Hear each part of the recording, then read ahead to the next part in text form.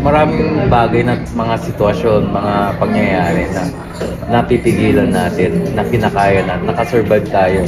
Ako, 5 taon na ako dito sa Saudi.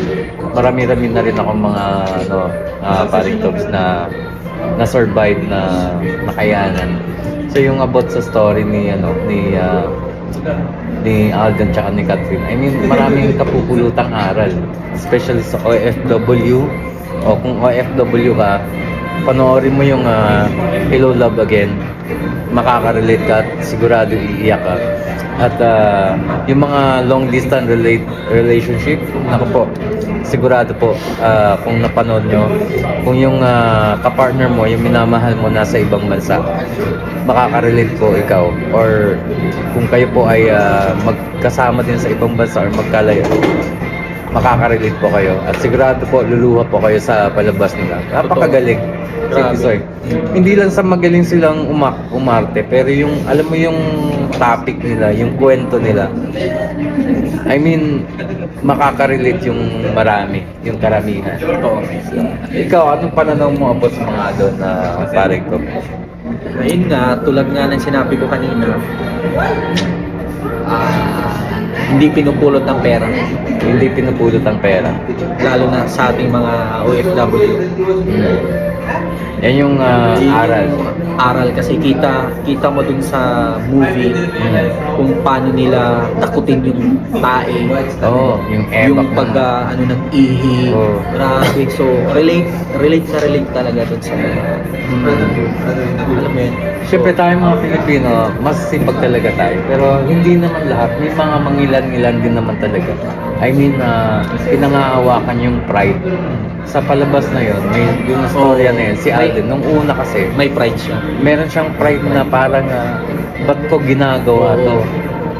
Mas mataas pa yung ano ako ngayon kaysa doon sa dati kong trabaho. I mean, ba't ko ginagawa to? Ba't ako naglilinis ng tayo ng iba? Ba't ako nagpunas ng puwet ng iba? Tapos I mean, kaya ko naman higitan ng trabaho na to. Tapos bandang huli nagsisi siya. Ginawa din niya at na-realize niya na Na-realize niya na, syempre, walang-wala ka na. Syempre, pag walang-wala ka na, I mean, wala ka ng ibang choice. So kahit tae nga ng tao, lininis kahit puwet ng tao, maitaguyod mo lang yung pamilya mo, mabuo mo lang yung pamilya na gusto mo mabuo, di ba? So maraming makaka-relate dun sa video na yun, or sa movie na yun. So yun nga yung kapupulutan talaga na aral about sa long distance relationship. Kailangan talaga maging matatag kayo. Maging matatag at may tiwala, yung importante dun, at respeto. So kailangan din pag-usapan din talaga yung mga bagay-bagay. Kasi tayong mga tao, may mga may mga pride sa sarili. So I mean, kahit nagmamahalan kayo, kahit sobrang pagmamahalan nyo, minsan yun yung pride eh. I mean, hindi ka nagpapatalo, gano'n. I mean, parang, no? So, minsan, sumasapaw yung pride, yung ego ng isang tao. So, kahit mahal mo, pero dahil sa ego mo, ay parang, ano ba to? Ba't ko to ginagawa? Ba't ko to ginagawa? Ganto. Tapos yung about naman sa sa pagiging OFW. So I mean, hindi ganun kadali umanap ng pera. O sa mga nasa Pilipinas, may mga kapamilya kayo na sa abroad po. Kung anong nakikita nyo sa mga Facebook, mga garab, mga damit, o mga gamit ng mga OFW, ayan po ay pinaghirapan po nila ng gusto, or pinaghirapan namin ng gusto. Kami po ay mga OFW rin. So kung ano po yung mga nakikita nyo, hindi porket meron kayong mga bagong damit, pinaghirapan po namin. halos hindi na nga kami kumakain dito para mabili lang namin Yes. yung mga gusto namin. Yes. Indomie. Yes, kumakain po kami ng Israel. pansit dito. Pansit canton, sardinas. Ano yan? Meron po dito. So, ganun talaga. So, I mean, kailangan din namin ng Konting saya. saya sa aming sarili kahit konti. Yun.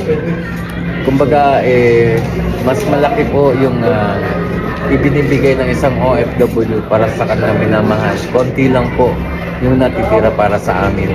So yung mga natitira sa amin, so yun po yung parang pinagkakasya-kasya namin. Iniipon ng like isang 5 real, 10 real. Iniipon po yan para mabili lang po yung gusto naming mabili. Yun po. So hanggang sa muli, maraming salamat at magkikita po tayo dahil sa next video natin, ikukwento po namin yung story po ng aming panonoodin ngayon, yung The Gladiator. Yeah. So, Kaya manonood kami ngayon guys, ano na lang din, no? Oh, ilang minuto na lang. 10 minutes, so kailangan namin So, pumasok 10 minutes na lang at mag-uumpisa na po yung aming palabas na nag-book kami. Yung title is Gladiator. Napagagandang movie dito at pag-uusapan po natin yan. Kanina nasa Sahara Mall kami. So ngayon nandito po kami sa Century Corner. Dito sa Box Cinema. So libre lang po kami kasi hindi po nandito kami. Marami kayong pera. Hindi po. Libre lang kasi dito kami nagtatrabaho eh. So this libre is lang po kami kahit sa privilege cinema. namin to para So naman yes. So privilege Yes. namin. So maraming salamat. Kita-kita at mag-usap-usap po tayo ulit. Bye-bye. At yun, salamat po sa mga nanood. Enjoy.